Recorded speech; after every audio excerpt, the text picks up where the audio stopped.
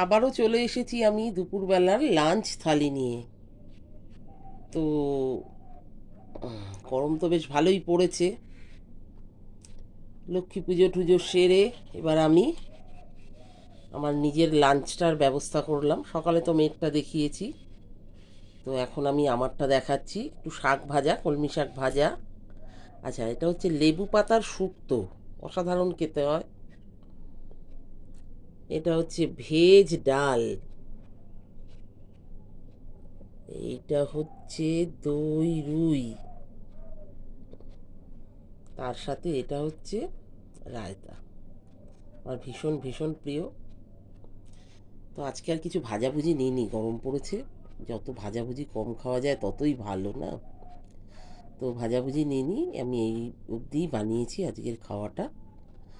তো খাবারটা ভালো লাগলে লাইক কমেন্ট শেয়ার অবশ্যই অবশ্যই পাঠাবেন, এবং সকলে আপনারা ভালো থাকবেন, সুস্থ থাকবেন, এটুকু বলে আমি আমার ব্লগটা শেষ করছি। চলুন, টাটা।